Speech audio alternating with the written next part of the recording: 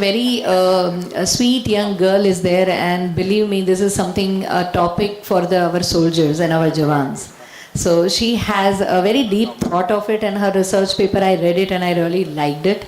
So we would like to welcome Ms. Sakshi Mhatre. And her topic is importance of nutrition for military soldiers in special conditions. And we welcome you. Thank you. Hello. Good evening, everyone. It's really nice to be here. First of all, my name is Sakshi Mhatre. I'm a student of Dr. BMN College of Home Science. I'm in my second year of Masters. And the topic which I'll be speaking today is importance of nutrition for military soldiers deployed in special conditions. When I speak about special conditions, I mean hot and cold conditions. So, as we all know, military is a very primarily focused body, and it has a lot of branches like the Coast Guard, Marines, but the main three uniform bodies are the Army, Navy and Air Force. This study specifically focuses more on the Army and Navy. The military has to deal with a lot of problems, but the main problem which they can't help is the diverse conditions like deserts of Rajasthan, rainforests of Nagaland, high altitudes of Himalayas, and mainly the most inhospitable is the Siachen Glacier. So when I speak about the need of studying this topic, that is the environmental stresses. As you can see, there is sub-zero temperatures, torrential rains, extreme lashing winds, and so dividing the topic into two, the military is mainly stationed at two climatic regions, the plains and high altitude. So in terms of the plains, because of the high storms or the hot conditions, at times the food is affected. Then at the high altitudes also, the problem is that when they are cooking their food, then the utensils get affected, as sometimes it turns sticky.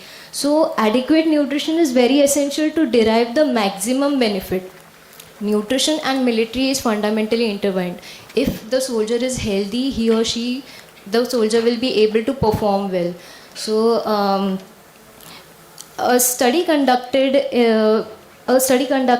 by Woods DR spoke about the environmental stresses. Coming to the research elaborations, when we talk about food, the first thing which we need to study is the military ration. When I compared the ration of the plains and that of high altitudes, it's almost on the same level.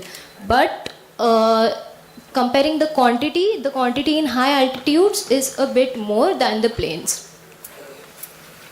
Based on the rations, we are assessing the nutritional quality now. So the energy is almost on the same level. Whatever nutrition we are getting, 60% of it is from carbohydrates. Then that of protein is 0.8%, and for the altitudes it's 1.6%.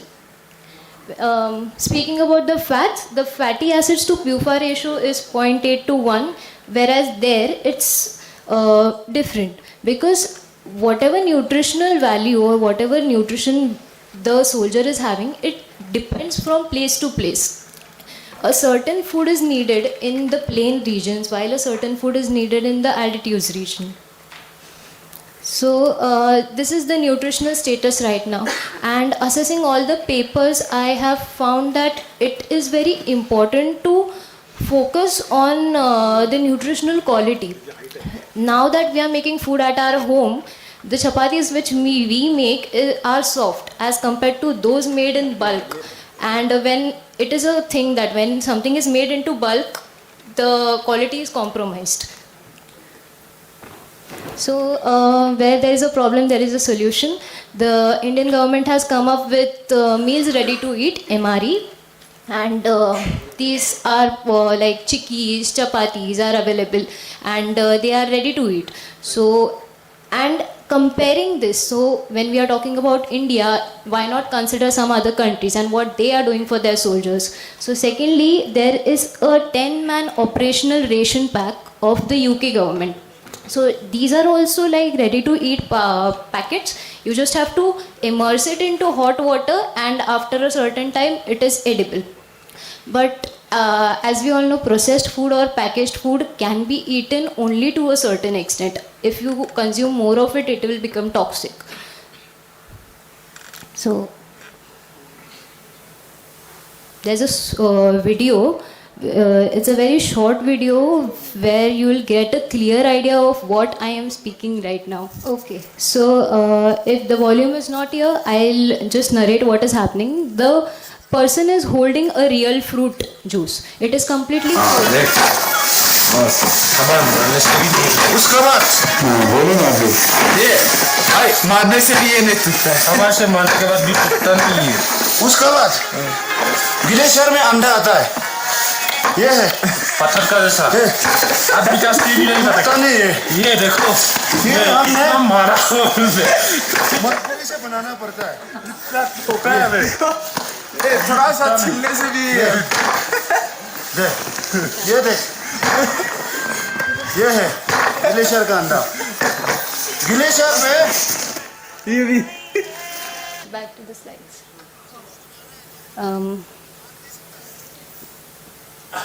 Can we please go back to the slides? Yeah. So this video was I think minus 30 or 40 degrees Celsius in Siachen, and as you can see, even if they want to have juice, they have to immerse it into hot water for 3 to 4 hours. Even after that, it has to be consumed immediately. Later, there were eggs. Eggs were totally frozen. There were potatoes, they were totally frozen. So we have to take this into consideration that even the basic needs are not met there, and if a soldier is posted there and is expected to protect the country at that point of time, and the person or the soldier is not scared of the enemy bullets but is more scared of the environment. So this is something, and this is a topic which needs to be taken into consideration, where it has to be noted that the last study which was conducted was 12 years back. And then next slide. Yeah, next slide. So fresh food is an extreme rarity in the soldiers posted for Siachen. An apple or an orange can freeze to the hardness of a cricket ball, and rations come in cans, and so this is the condition. Then coming to military psychology, after dealing with so many problems, the person, when a veteran, a soldier comes back to home, the person is completely different. He is quiet, he doesn't speak much. There are cases of depression, anxiety seen. So it is my observation that at the time of training itself, if these issues are dealt, as we spoke about mental health, if it is taken into consideration from that time itself, once the soldier returns home, then he can be able to combat those problems as well in a better and efficient way. And here holistic health comes into picture. So here we can speak about a holistic approach. The soldier can be given yoga or meditation practices from an earlier stage, so that later these problems can be prevented. Next slide. Okay. So body weight management, even if it is seen in all the professions that obesity is a very big problem, and we think that soldiers get a lot of training, but obesity is observed even here. So at the time of training in the NDA, there is a lot of physical fitness done, but later after they are posted, the health is getting deteriorated. If we consider the Chinese military, the obesity rate is very less as compared to the American military. And why? Because American military is affiliated with food joints, fast food joints like Subway or Burger King, etc. So when the food is not up to the mark at the military, they go and eat outside, which is contributing to the obesity rate. And something similar is happening in our country as well. Coming to the Indian military mess, as I spoke, in the National Defense Academy, at that time the menu is very lavish and the treatment is given very nicely. But this changes once the soldier is posted to a certain region. Then this is a very popular military diet, which is a 1,000 calorie diet, and it is a low calorie, high protein diet. But it was observed that this diet cannot be followed as the calories are very less, and the calories for a soldier should be more than 3,000, and this is only a 1,000 calorie diet, so it will lead to weight loss. Health problems faced by the military. So acute mountain sickness is there, frostbite, high altitude pulmonary edema, then high altitude cerebral edema. Speaking about frostbite, if the skin is exposed for more than 15 seconds in the cold atmosphere, the region needs to be amputated immediately or the soldier cannot survive. So in this condition, there has to be certain measures which need to be taken immediately to prevent this. And I am very happy to share that not just the allopathic but the Ayurveda has taken a lot of efforts to prevent frostbite. The DRDO, which works for the herbal medicines for the ministry, has come up with a cream which if applied with vitamin tablets can improve the immunity and also prevent frostbite. Results and findings. I got an opportunity to actually interact with a few soldiers. So there were 7 in total, and 5 of them from the army and 2 of them from the navy. So the total calorie intake which they told me was 1,000, but it should be more than 3,000. Then this was the menu at the military as dal chawal or then chole bhature, and at special occasions there's biryani and sweets. Then alcohol and sweets are totally prohibited, and there are at times insufficient chapatis, chicken and eggs, which are primarily the energy and protein resources, which should not be insufficient. Protein supplements, they have been taking on-way, and there are better options which can be consumed because on-way has trans fat. Then the fluid intake, for that they are taking ORS and water. So the survey conclusion is that there is less awareness among soldiers regarding nutrition.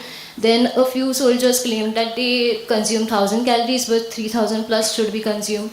Then they overall seemed dissatisfied with the monotonous meals at the mess, and protein and energy rich foods should be given more. Then this is the overview of whatever I have covered in the entire PPT. And coming to the conclusion, it is necessary to review the existing food, nutrition and dietary services critically. The last research which was done was 12 years back in 2008, but there is a possibility that more researches have been done, but not every research is published, so they have not reached us. Then it is important to ensure that adequate supply of good fresh quality vegetables, fruits, meat is given to the soldiers, and the macro and micronutrient needs are met. Then DFRL has developed various functional and nutraceutical products suitable for anti-hunger, anti-sleep, performance enhancing to cater the requirements of armed forces. This should be taken into consideration, and oily food is still being consumed. So these soldiers are often dissatisfied with it, and the refined oil should be used rather than using hydrogenated oils which become rancid eventually. And to end this, I would say that let's not just post about soldiers on Independence Day and Republic Day, but let's come forward and actually work for them in whatever capacities we can. Thank you.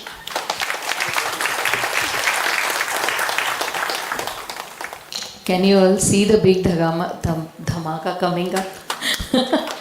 A brilliant girl. It was very, very, very nice, and I think the students over there should appreciate that how nicely she has put in efforts, and this is not that easy the way she has explained it. So congratulations, and I can see bright lights in you.